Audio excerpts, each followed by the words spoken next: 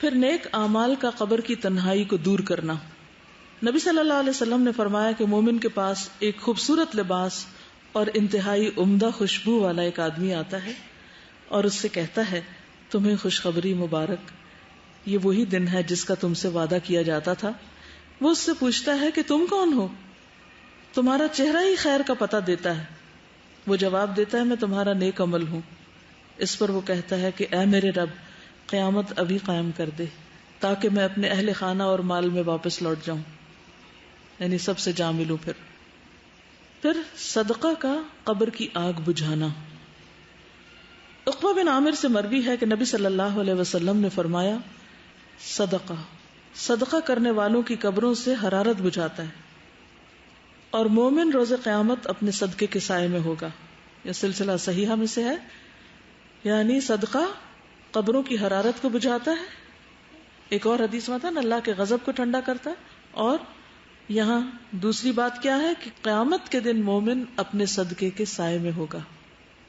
لیکن ہم صدقہ کرنے کے لیے بھی انتظار کرتے رہتے ہیں اور ہر دوسری چیز کو یہ سوچ کے پاس رکھ لیتے ہیں کیا پتہ کبھی کام آ جائے. کچھ اینٹیکس بنائے ہوئے ہیں اور کچھ ہم اپنی یادیں ہیں اس میں ہماری، اور کچھ کباڑ خانہ بھر کے ساری یادیں ہمارے مرتے ہی باہر پھینک دی جاتی ہیں. کوئی ویلیو نہیں اس کی، کیونکہ ہر کوئی اپنی مرضی کی زندگی گزارنا چاہتا ہے. کوئی ضروری تو نہیں کہ ہماری اولاد ہمارے ڈیکوریشن پیسز کو کوئی ویلیو دے. تو اس لیے دنیا کی زائد زینت کو چھوڑ کر اس آخرت کے گھر کو ٹھنڈا کرنے کی فکر کریں. پھر جنت کا دروازہ کھولا جانا اور اس کی ٹھنڈی ہوا. سوال و جواب کے بعد پھر اس کے لیے جنت کے دروازوں میں سے ایک دروازہ کھول دیا جاتا ہے اور اس سے کہا جاتا ہے یہ تیرا جنت میں ٹھکانہ ہے اور جو اللہ تعالیٰ نے تیرے لیے اس میں تیار کیا ہے. تو اس کے رشک اور خوشی میں اضافہ ہو جاتا ہے. پھر اس کے لیے جہنم کے دروازوں میں سے ایک دروازہ کھولا جاتا ہے اور اس سے کہا جاتا ہے اگر تو نے نافرمانی کی ہوتی تو یہ تیرا ٹھکانہ ہوتا، اور جو اللہ نے اس میں تیرے لیے تیار کیا ہوا ہے تو اس کی خوشی اور سرور میں اضافہ ہو جاتا ہے. پھر اس کے لیے اس کی قبر 70 ہاتھ فراخ کر دی جاتی ہے اور اس میں اس کے لیے روشنی کر دی جاتی ہے، اور روشنی کا ذکر بھی آپ نے پڑھا. پھر روح کا سبز پرندوں میں ڈالا جانا، یعنی جو شہداء کی روح ہے خاص طور پر. اس کے بعد جسم کو اسی طرح لوٹا دیا جاتا ہے جیسا کہ وہ اس سے شروع ہوا تھا، اور اس کی روح کو اچھی روح میں کر دیا جاتا ہے، اور وہ ایک پرندہ ہے جو جنت کے درخت سے کھاتا ہے. رسول اللہ صلی اللہ علیہ وسلم نے فرمایا شہداء جنت کے دروازے پر موجود ایک نہر کے کنارے پر سبز رنگ کے خیمے میں رہتے ہیں جہاں صبح و شام جنت سے ان کے پاس رزق پہنچتا ہے. ابھی تو یہ فاصلے بہت بڑے لگتے ہیں، جسم یہاں ہے، روح وہاں ہے، رزق یہاں پہنچ رہا ہے، وہاں بھی وہ اڑ رہے ہیں، یہ سب کیا ہے؟ ہمیں یہ باتیں بکھری بکھری سکیٹرڈ لگتی ہیں، لیکن اللہ کے لیے کچھ مشکل نہیں کہ ان سب کا ایسا کنیکشن بنا دے کہ جسم اور روح دونوں ہی اس سے مستفید ہو رہے ہیں. پھر صبح شام جنت کا ٹھکانہ دکھایا جاتا ہے، جنت کا گھر سامنے نظارہ کرایا جاتا ہے. ہمارے ملک میں تو ایسا نہیں، لیکن کینیڈا میں ایسا ہوتا ہے کہ جب آپ کو کوئی گھر خریدنا ہوتا ہے آپ پراپرٹی ڈیلر کے پاس جاتے ہیں، ریئل اسٹیٹ کے پاس، تو وہ آپ کو انٹرنیٹ پہ گھروں کے لنک دے دیتے ہیں کہ کس رینج میں آپ کو خریدنا ہے. پھر آپ ان کو پورا اس کے اندر 3D کی شکل میں یا مختلف تصویروں کے ساتھ اس کو پورا اندر سے وزٹ کر لیتے. پھر اس کے بعد یہ کہ سارے مل بیٹھتے ہیں، پھر دیکھتے ہیں اچھا ونڈوز ایسی ہیں، انٹرنس ایسی ہے، فلور ایسا ہے، چھت ایسا ہے، باہر ایسا ہے، ادھر ایسا ہے. ہر ایک ایک چیز اس میں اس اسکرین اس ونڈو کے تھرو سب دیکھی جا رہی ہوتی، اور وہ دنیا کے کسی بھی حصے میں بیٹھ کے آپ دیکھ سکتے ہیں. یہ اگر انسانوں نے دنیا میں اپنے گھروں کے لیے سسٹم کر رکھا ہے کہ اس گھر کو خریدنے سے پہلے آپ اس میں گھوم پھر کے دیکھ لیں، کیونکہ سائٹ پہ جانا تو مشکل ہوتا ہے، بعض اوقات سبھی مصروف ہیں یا دور دور فاصلے ہوتے ہیں، یا آپ کو ایک سٹی سے دوسری میں موو ہونا ہے اور آپ رینٹ پہ لے رہے ہیں گھر تو بھی آپ دیکھنا چاہتے ہیں، تو آپ اس اسکرین پہ سب کچھ دیکھ سکتے ہیں کہ آپ کہاں جانے والے ہیں. تو یہاں بھی آپ دیکھیے کہ مرنے کے بعد قبر میں آخری گھر جو ہے جنت کا گھر، اس کی بھی سیر کرائی جاتی ہے کہ یہ ہے تمہارا گھر. اسی لیے قیامت کے دن جب جنت میں جائیں گے تو آتا نا کہ عرفہا لہم، وہ جنت جس کی اللہ نے ان کو پہلے سے پہچان کرا دی، ان کو پتا ہے کہ وہ ان کا گھر کون سا ہے. رسول اللہ صلی اللہ علیہ وسلم نے فرمایا جب تم میں سے کوئی آدمی مر جاتا ہے تو صبح و شام اس کا ٹھکانہ اس پر پیش کیا جاتا ہے. اگر وہ جنت والوں میں سے ہے تو جنت والوں کا مقام، اور اگر دوزخ والوں میں سے ہوتا ہے تو دوزخ والوں کا مقام اسے دکھا دیا جاتا ہے، اور اس سے کہا جاتا ہے کہ یہ تیرا ٹھکانہ ہے جب تک کہ اللہ تعالیٰ قیامت کے دن تجھے اٹھا کر اس جگہ نہ پہنچا دے۔ اب آپ دیکھیے کہ قیامت کے دن اس میں جانا ہے، لیکن پھر بھی قیامت کے دن کا اٹھنا اور حساب کتاب اور پل صراط پار کرنا یہ اپنی جگہ ہے، چاہے پتہ بھی ہو کہ آگے جنت ہے۔ یہ بالکل ایسے ہی جیسے آپ اگر کسی دوسرے ملک میں جا کے رہنا چاہتے ہیں اور یہاں سے آپ نے گھر ور دیکھ لیا، سب کچھ کر لیا، پیمنٹ بھی ہو گئی، آپ کے نام بھی ہو گیا، سب ہو گیا، لیکن اس ملک تک پہنچنے کے لیے آپ کو جہاز پر بھی بیٹھنا ہے، اور اس سے پہلے آپ کو ایئرپورٹ پہ بھی جانا ہے، اور وہاں آپ کی اسکریننگ بھی ہونی ہے، اور وہاں آپ کا سامان تولا بھی جانا ہے، وہاں آپ سے امیگریشن نے کوشچن بھی کرنے ہیں کہ آپ جا کہاں رہے ہیں، اور پھر جہاں اتریں گے وہاں بھی پوچھا جائے گا کہ کہاں آئے، کیوں آئے۔ یہ پروسیس اپنی جگہ چلنا ہے، کیونکہ بعض لوگ کہتے ہیں کہ یہ کیسے، قبر میں اگر جنت جہنم دیکھ لی، یہی حساب ہو گیا، تو پھر یوم الحساب کی کیا ضرورت ہے؟ تو وہ پروسیس ہے ایک جس کے بغیر کوئی بھی آگے نہیں پہنچ سکتا، چاہے وہ پہلے سے ہی سب دیکھ لے۔ پھر اپنا ٹھکانہ دے کر مومن اللہ کا شکر کرے گا۔ مسند احمد میں ہے، ہر جنتی کو جہنم میں اس کا ٹھکانہ دکھایا جاتا ہے، اور وہ کہتا ہے کہ اگر اللہ نے مجھے ہدایت نہ دی ہوتی تو میں یہاں ہوتا، اور پھر وہ اس پر شکر کرتا ہے۔ یعنی جنت کا گھر دیکھ کر پھر جہنم میں بھی اس کا مقام دکھا دیا جاتا ہے کہ اگر تم وہاں نہ جاتے تو یہاں آنا تھا تم نے، تو اس سے شکر کرتا ہے کہ اللہ نے اس سے بچا لیا۔ پھر جنت کا کھانا، ایک انصاری صحابی سے مروی ہے، مسند احمد کی روایت ہے کہ ایک مرتبہ ہم لوگ رسول اللہ صلی اللہ علیہ وسلم کے ہمراہ ایک انصاری کے جنازے میں نکلے۔ میں اس وقت نوعمر تھا اور اپنے والد کے ساتھ تھا۔ رسول اللہ صلی اللہ علیہ وسلم قبر کے کنارے بیٹھ گئے اور قبر کھودنے والے کو تلقین کرنے لگے کہ سر کی جانب سے اسے کشادہ کرو اور پاؤں کی جانب سے اسے کشادہ کرو، اس کے لیے جنت میں بہت سے خوشے ہیں۔ یعنی شہداء کو تو رزق ملتا ہی، تو کچھ لوگ جو مرتے ہیں وہ شہیدوں کی جیسی موت مرتے ہیں، یا ان کو بھی شہادت کی خوشخبری دی جاتی، تو ہو سکتا ہے ان کے لیے بھی رزق آتا ہو۔ یہ غیب کی بات ہے نا، ہمارا غیب پر ایمان ہے، اللہ کے نبی نے بتایا ایسا ہی ہوگا۔ ایک روز میں ایک پروگرام دیکھ رہی تھی تو اس میں ایک گور کن اپنے تجربے بتا رہا تھا کہ جب وہ قبر کھودتے ہیں تو کیا ہوتا ہے، تو اسے بتا رہا تھا کہ کچھ قبریں ہم کھودنے لگتے ہیں اور ہم تھوڑی سی کھودتے ہیں تو وہ جگہ کھلی کھلی ملنے لگتی ہے، یعنی ہم پاؤں کی طرف سے کھولتے ہیں تو کھل جاتی ہے، یعنی جگہ کھلتی جاتی، اور کچھ لوگوں کے لیے ہم کھودتے جاتے قبر کھلی نہیں ہو پاتی۔ آخر منزل تو اللہ ہی کو پتا ہے، لیکن مجھے بڑی حیرت ہوئی کہ یہ کیا بات کر رہا ہے۔ تو اس حدیث کے بعد مجھے سمجھ میں آتا ہے کہ نبی صلی اللہ علیہ وسلم جب قبر کھدواتے تھے اس وقت بھی انسٹرکشن دیتے تھے کہ کھلی کھلی کھودو، یعنی صرف مردے کو پھینکنے والی بات نہ ہو۔ پھر قبر میں سکون، قتادہ کہتے ہیں کہ ہمیں یہ بات بتائی گئی کہ مومن کی قبر میں 70 ہاتھ کشادگی کر دی جاتی اور قیامت کے دن تک کے لیے اس کی قبر کو خوشحالی سے بھر دیا جاتا ہے، یعنی وَيُمْلَأُ عَلَيْهِ خَضِرًا، یہ سرسبز گرینری ہوتی ہے۔ واپس جانے کی تمنا کرنا، نبی صلی اللہ علیہ وسلم نے فرمایا جب مومن اپنی قبر کی کشادگی کو دیکھتا ہے تو کہتا ہے فرشتوں مجھے چھوڑ دو، میں گھر والوں کو خوشخبری سنانا چاہتا ہوں، لیکن اس سے کہا جاتا ہے کہ اب آرام کرو، پیچھے کوئی تمہارا کنیکشن نہیں، الا یہ کہ کوئی خواب میں دیکھ لے کسی کو۔ پھر مومن کو سلا دیا جاتا ہے، آرام کروایا جاتا ہے، اس کی قبر میں 70 گز لمبائی چوڑائی میں فراخی کر دی جاتی ہے، پھر اس کے لیے اس میں روشنی کر دی جاتی ہے، پھر اس سے کہا جاتا ہے سو جاؤ، تو وہ کہتا ہے میں اپنے گھر والوں کی طرف لوٹ جاؤں، میں انہیں خبر دے آؤں، تو دونوں کہتے ہیں اس دلہن کی طرح سو جاؤ جسے کوئی نہیں جگاتا مگر وہ جو اس کو سب سے زیادہ پیارا ہوتا ہے، یہاں تک کہ اللہ تعالیٰ اسے اس کی اس خوابگاہ سے اٹھائے گا، یعنی قیامت کے دن۔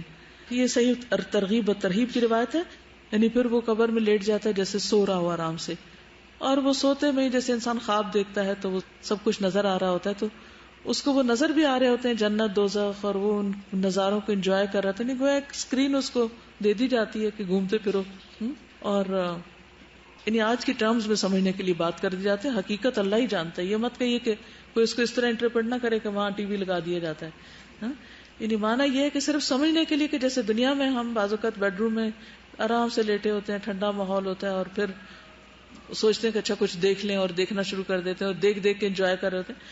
تو وہاں بھی جو جنتی ہوگا وہ نظاروں کو دیکھ دیکھ کے خوش ہو رہا ہوگا اور ویسے وہ آرام کی نیند سو رہا ہوگا اور قیامت کے دن اس کو آرام سے اٹھا دیا جائے گا.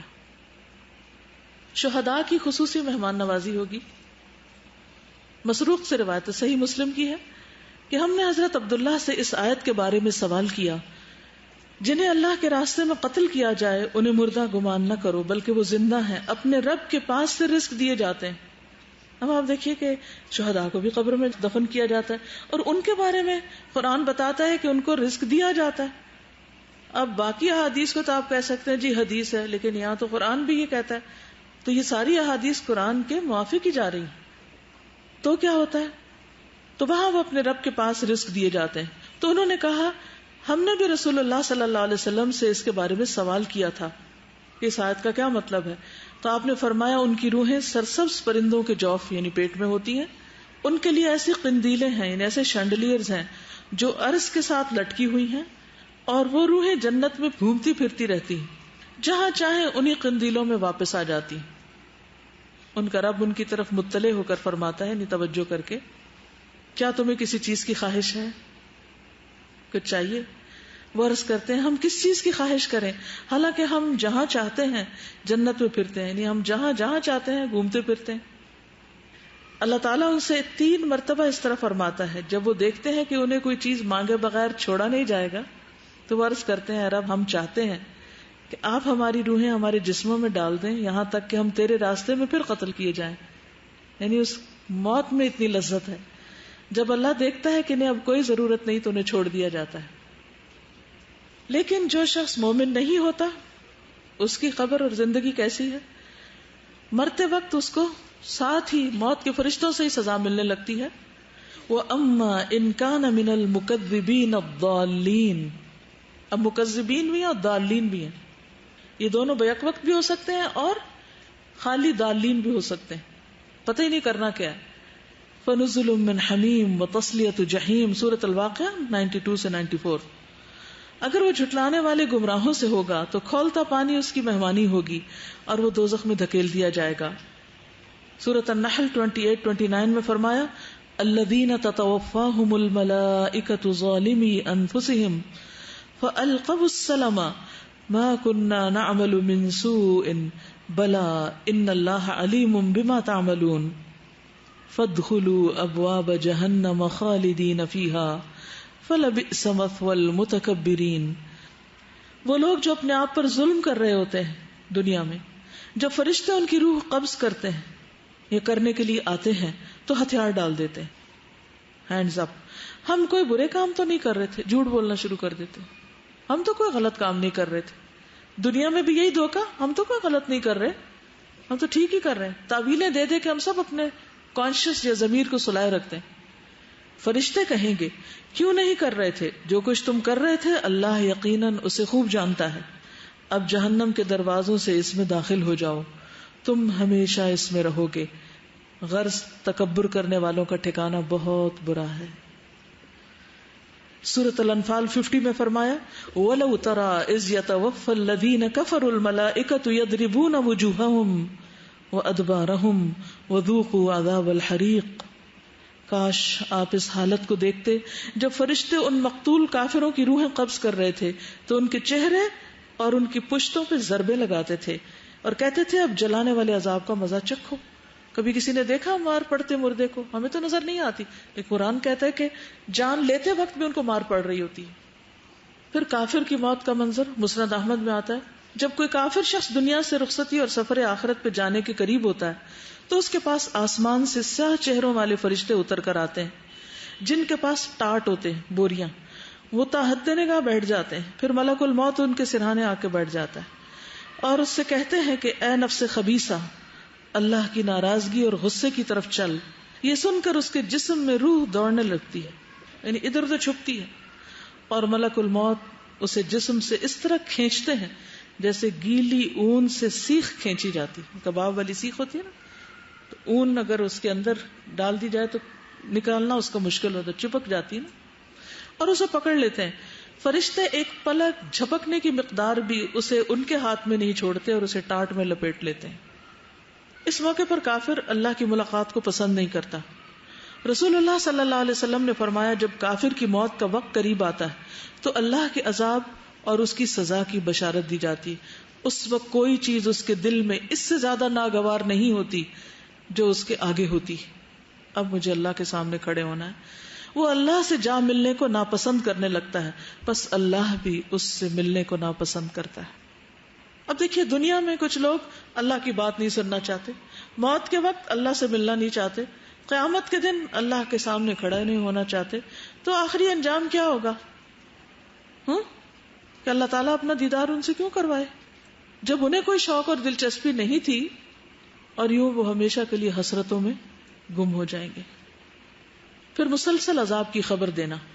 اگر وہ گناہگار آدمی ہو تو فرشتے کہتے ہیں اے خبیث روح جو خبیث جسم سے نکل رہی ہے, نکل, اخرجی, قابل مذمت ہو کر نکل, ذمیمتن وابشری بحمیم وغساق, اور کھولتے پانی اور کانٹے دار کھانے کی خوشخبری قبول کر, وآخر من شکلہ ازواج, اور اس قسم کے دیگر انواع و اقسام کے عذاب کی خبر وہ بھی قبول کر. یہ اس کے سامنے جملے بار بار دہرائے جاتے ہیں یہاں تک کہ اس کی روح نکل جاتی. دیکھیے ایک تو روح نکلنے کی تکلیف اور رگ رگ سے نکلنے کی درد, اور اوپر سے ڈانٹیں, جیسے ایک بچے کو چوٹ لگے اور ادھر اس کی ماں اور ڈانٹنا شروع کر دے تو وہ دکھ پہ دکھ بڑھ جاتا ہے. پھر انتہائی بدبودار ٹھکانا. نبی صلی اللہ علیہ وسلم نے فرمایا کافر کی روح جب نکلتی ہے, حماد کہتے ہیں کہ آپ نے اس کی بدبو اور فرشتوں کے لعنت کرنے کا ذکر کیا تو آسمان والے کہتے ہیں کہ خبیث روح زمین کی طرف سے آئی ہے. پھر اسے کہا جاتا ہے کہ تم اسے آخری وقت تک کے لیے سجین کی طرف لے چلو. ابو ہریرہ فرماتے ہیں کہ رسول اللہ صلی اللہ علیہ وسلم نے اپنی چادر اپنی ناک مبارک پر اس طرح لگا لی, یعنی کافر کی بو کو ظاہر کرنے کے لیے, کہ سب نے اس کو یعنی دیکھ کے بھی اس کی شدت کو محسوس کیا, یعنی ناقابل برداشت. کچھ اسمیل ہوتی ہے نا تھوڑی بہت, اور کچھ ہوتی ہے کہ آپ برداشت نہیں کر سکتے تو پھر اپنا ناک ڈھانپ لیتے ہیں. فرشتے اسے ٹاٹ میں لپیٹ لیتے ہیں, ایک اور روایت میں آتا ہے, اور اس سے ایسی بدبو آتی ہے یعنی روح سے بھی جو کسی بھی مردار کی سب سے زیادہ بو زمین پہ ہو سکتی. یعنی زمین پر کسی مردار کی بدترین بو جو ہوتی ہے وہ اس کی روح سے بھی نکل رہی ہوتی ہے. پھر آسمان کے دروازے نہیں کھولے جاتے. کافر کی روح کو آسمان کی طرف لے جایا جاتا ہے, وہاں کا دروازہ نہیں کھولا جاتا. وہاں کے فرشتے پوچھتے ہیں یہ کون ہے؟ کہا جاتا ہے فلاں شخص ہے. وہ کہتے ہیں کوئی مرحبا نہیں, کوئی مرحبا نہیں, لا مرحبا بالنفس الخبیثہ, اس ناپاک نفس کے لیے جو ناپاک بدن میں تھا, لوٹ جا برائی کے ساتھ, ارجعی ذمیمتن, تیرے لیے آسمان کے دروازے نہیں کھلیں گے. وہ قرآن پاک میں بھی آتا ہے نا کہ ان کے لیے آسمان کے دروازے کھولے نہیں جائیں گے. پھر آسمان سے پٹھایا جاتا ہے, فرشتے اس روح کو لے کر اوپر چڑھتے ہیں. فرشتوں کے جس گروہ کے پاس سے ان کا گزر ہوتا ہے وہی گروہ کہتا ہے یہ کیسی خبیث روح ہے. وہ اس کا دنیا میں لیا جانے والا بدترین نام بتاتے ہیں. جو چور ڈاکو مجرم ہوتے ہیں وہ انہی چیزوں کے ساتھ پھر پہچانے بھی جاتے ہیں, یہاں تک کہ اسے لے کر آسمان دنیا میں پہنچ جاتے ہیں, دروازے کھلواتے ہیں, لیکن دروازہ نہیں کھولا جاتا. پھر رسول اللہ صلی اللہ علیہ وسلم نے یہ آیت تلاوت کی, لا تفتح لهم ابواب السماء ولا يدخلون الجنة حتى يلج الجمل في سم الخياط. ان کے لیے آسمان کے دروازے نہ کھولے جائیں گے اور نہ ہی وہ جنت میں داخل ہوں گے تا وقت کہ اونٹ سوئی کے ناکے میں داخل ہو جائے. اللہ تعالیٰ فرماتے ہیں کہ اس کا نامہ اعمال سجین میں سے نچلی زمین میں لکھ دو, یعنی اور گہرائیوں میں پستیوں میں. اب یہ نچلی زمین کیا ہے اللہ عالم. چنانچہ اس کی روح کو پھینک دیا جاتا ہے. پھر یہ آیت تلاوت فرمائی, وَمَن يُشْرِكْ بِاللَّهِ فَكَأَنَّمَا خَرَّ مِنَ السَّمَاءِ فَتَخْطَفُهُ الطَّيْرُ أَوْ تَهْوِي بِهِ الرِّيحُ فِي مَكَانٍ سَحِيقٍ. جو اللہ کے ساتھ شرک کرتا ہے وہ ایسے ہے جیسے آسمان سے گر پڑا, پھر اسے پرندے اچک لیں یا ہوا اسے دور دراز کی جگہ میں لے جا پھینکے. ہمیں دیکھو کہ جب ہوا چلتی ہے تو چیزوں کو اڑا کے وہ دور لے جاتی کہ وہ پکڑائی بھی نہیں دیتی. پھر اس کی روح جسم میں لوٹا دی جاتی ہے. پھر وہ تمنا کرتا ہے کہ قبر کی طرف اس کو نہ لے جایا جائے. وہ مرنے والا اگر نیک نہیں ہوتا تو کہتا ہے ہائے بربادی, مجھے کہاں لے کے جا رہے ہو. یہ صحیح بخاری کی روایت ہے, مجھے کہاں لے کے جا رہے ہو. اس کی آواز انسان کے علاوہ اللہ کی ہر مخلوق سنتی ہے. اگر انسان سن پائے تو بے ہوش ہو جائیں، برداشت نہ کر سکیں. پھر قبر میں سوال و جواب کے وقت خوف کی حالت میں اٹھنا. جب فرشتے آتے ہیں تو اسے کہتے ہیں بیٹھ جاؤ، وہ مروب اور خوف زدہ حالت میں بیٹھ جاتا ہے. کہا جاتا ہے تو اس شخص کے متعلق کیا کہتا ہے جو تم میں موجود تھا؟ تو اس پہ کیا گواہی دیتا ہے؟ کہتا ہے وہ کون سا آدمی، وہ اس کے نام سے بھی واقف نہیں. اس سے کہا جاتا ہے کہ محمد صلی اللہ علیہ وسلم. وہ کہتا ہے میں نہیں جانتا، لوگوں کو بات کرتے سنتا تھا، جیسے لوگ کہتے تھے میں بھی کہہ دیتا تھا، یعنی سنی سنائی خبریں بس تھی میرا علم. چنانچہ اس کو کہا جاتا ہے تو نے اسی پہ زندگی گزاری، اسی پہ فوت ہوا، اور اللہ نے چاہا تو اسی پہ اٹھایا جائے گا.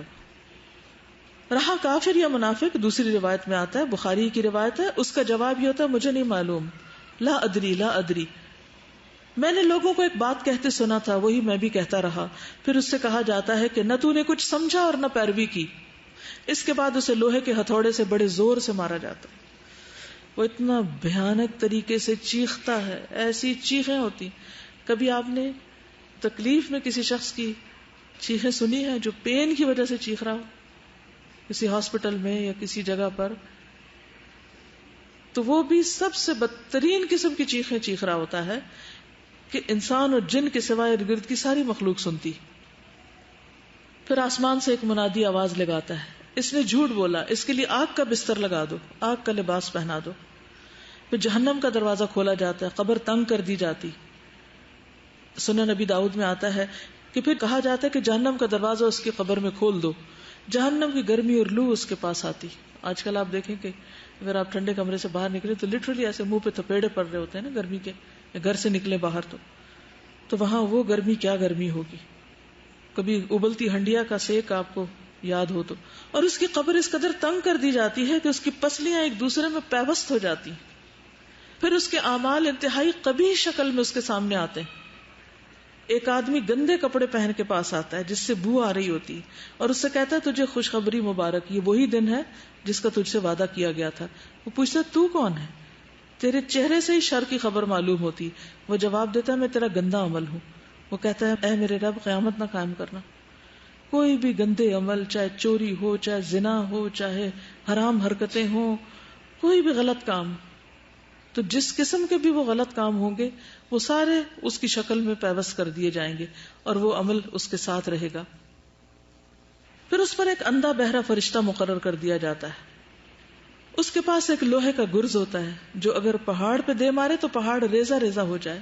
وہ اس کو مارتا ہے، اس کی مار کی آواز سے مشرق و مغرب کے درمیان کی ہر چیز سن رہی ہوتی سوائے جن و انس کے، اور وہ مردہ بھی مٹی ہو جاتا ہے. پھر دوبارہ روح ڈالی جاتی، پھر مارا جاتا ہے، پھر مٹی ہوتا ہے، پھر اسی طرح.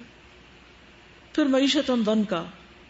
نبی صلی اللہ علیہ وسلم نے فرمایا کیا تم جانتے ہو کہ یہ آیت فَإِنَّ لَهُ مَعِيشَةً ضَنْكَ وَنَحْشُرُهُ يَوْمَ الْقِيَامَةِ أَعْمَى کس بارے میں نازل ہوئی ہے؟ کیا تمہیں معلوم ہے کہ تنگ حالی کیا ہے، تنگ زندگی کیا ہے؟ انہوں نے عرض کیا اللہ اور اس کے رسول ہی خوب جانتے ہیں. آپ نے فرمایا کافر کا اس کی قبر میں عذاب سے دوچار ہونا، اور اس ذات کی قسم جس کے ہاتھ میں میری جان ہے اس پر 99 سانپ مسلط کر دیے جاتے ہیں. کیا تم جانتے ہو وہ سانپ کیسا ہوتا ہے؟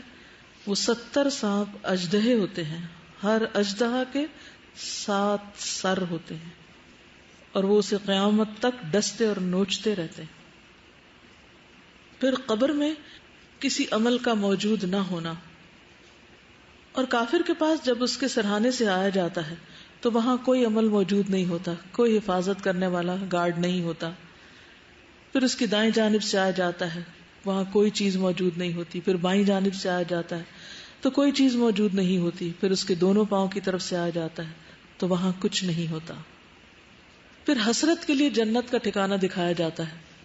رسول اللہ صلی اللہ علیہ وسلم نے فرمایا، مسند احمد کی روایت ہے، ہر جہنمی کو جنت میں اس کا متوقع ٹھکانہ دکھایا جاتا ہے اور وہ تمنا کرتا ہے کاش مجھے بھی اللہ نے ہدایت سے سرفراز کیا ہوتا تو میں بھی یہاں ہوتا، اور وہ اس کے لیے باعث حسرت بن جاتا ہے.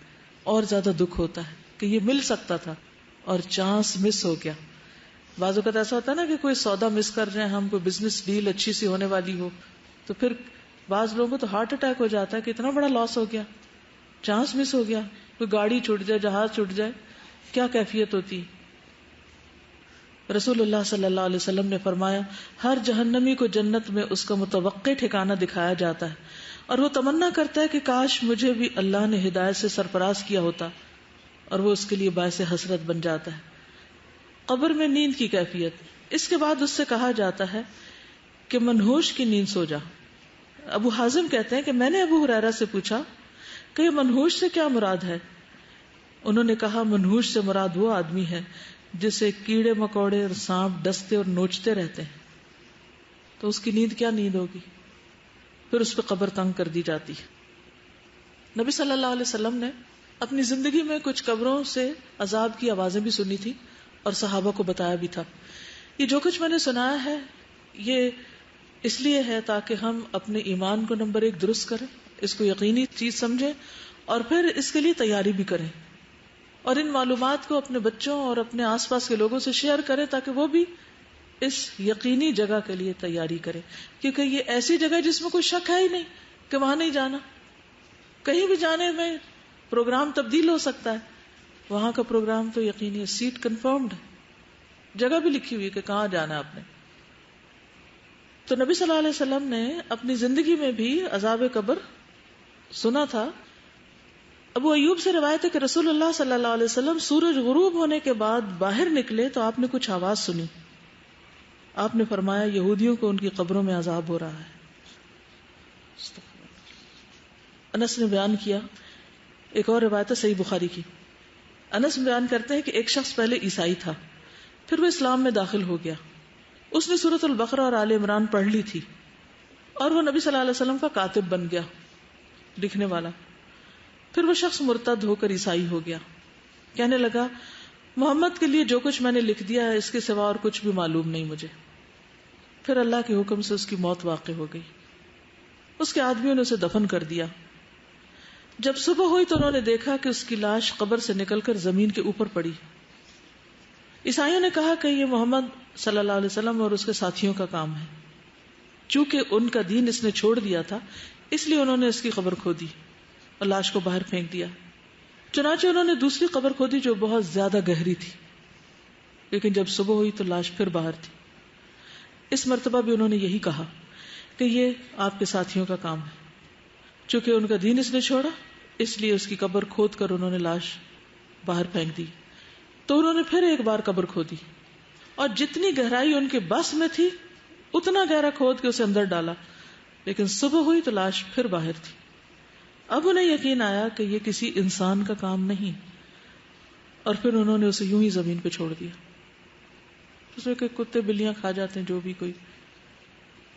تو یہ دنیا میں بھی کبھی کبھی اللہ تعالیٰ ایسے منظر دکھا دیتے ہیں کہ جس سے انسان کے یقین میں پھر اضافہ ہو جاتا ہے کہ قبر بھی ایک بہت اہم مرحلہ ہے۔ پھر ایک اور موقع پر نبی صلی اللہ علیہ وسلم کا گزر 2 قبروں پر ہوا، آپ نے فرمایا ان دونوں قبروں پر عذاب ہو رہا ہے، اور یہ کسی بڑی بات میں نہیں، ان میں سے ایک تو چغل خوری کرتا تھا اور دوسرا پیشاب سے بچنے کے لیے احتیاط نہیں کرتا تھا۔ چغل خوری کیا ہوتی ہے کہ ایک جگہ کی خبریں دوسری جگہ پہنچانا اور لوگوں کو لڑانا، مخبریاں کر کے ادھر کی باتیں سن ادھر کی سن اور پھر آگے دوسروں تک اس کو پہنچا کے کام خراب کرنا۔ اور دوسرا نجاست کا فکر نہیں کرتا تھا، یعنی پیشاب کی چھینٹیں اگر ظاہر جسم پہ پڑے، کپڑوں پہ، نہ وضو نہ نماز، کیا حاصل؟ یہ بھی صحیح بخاری کی روایت تھی، یاد رکھیے۔ اب کئی لوگ کہتے ہیں نا قبر میں کہاں سے عذاب ہوتا ہے، تو اللہ کے رسول صلی اللہ علیہ وسلم خود بتا رہے ہیں اور صحیح ترین روایت ہے، شک کی تو گنجائش ہی کوئی نہیں۔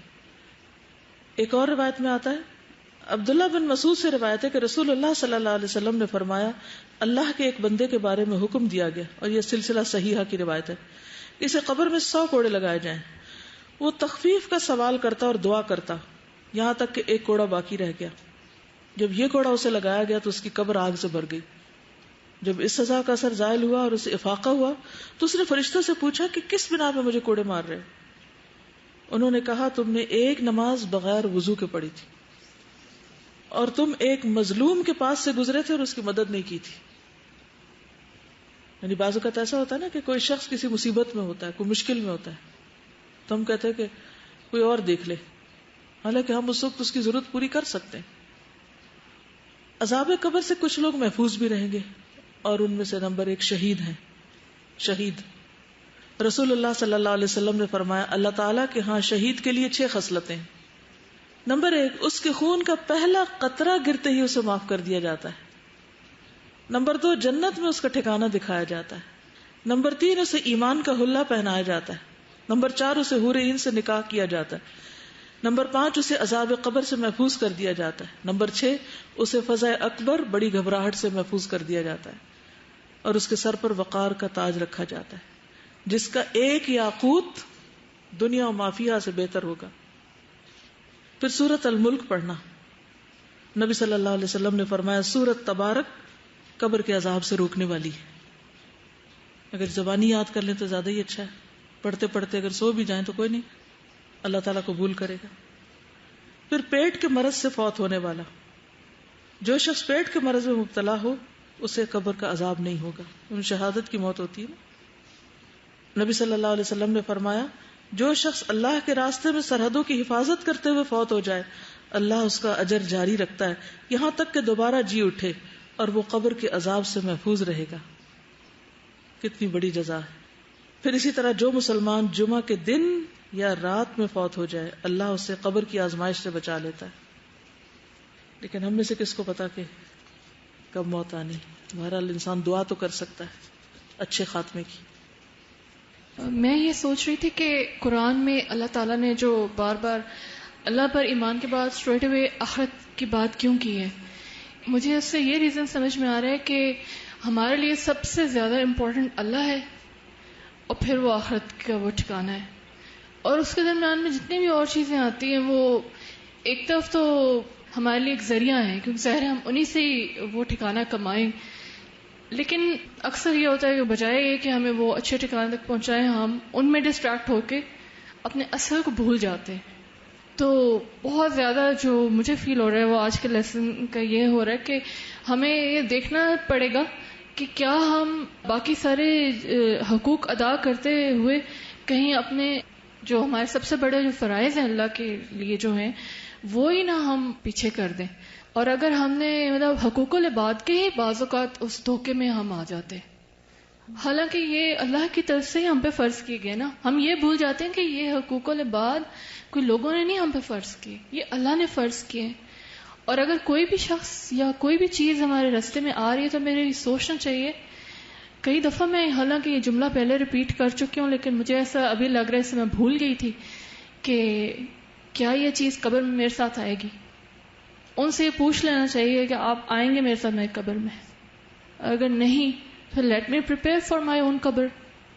بٹ دین پھر دوسری ایکسٹریم پہ ہم نکل جاتے کہ لوگ وظیفے کر رہے ہوتے ہیں، پاس بچہ رو رہا ہے اس کو اٹھاتے نہیں کہ ہمارا تو وظیفہ خراب ہو جائے گا اور ہم نے تو اتنے لاکھ دفعہ یہ والی آیت پڑھنی ہے، اور وہ ایک چیز آ جاتی ہے. So we have to strike the right balance between the two. اسی لیے نا خیر الہدی ہدی محمد صلی اللہ علیہ وسلم کہ بہترین طریقہ نبی صلی اللہ علیہ وسلم کا طریقہ ہے. انہوں نے خاندانی زندگی کو بھی نبھایا، اللہ کے راستے میں جنگیں بھی لڑی اور باقی بھی زندگی کے کام کیے.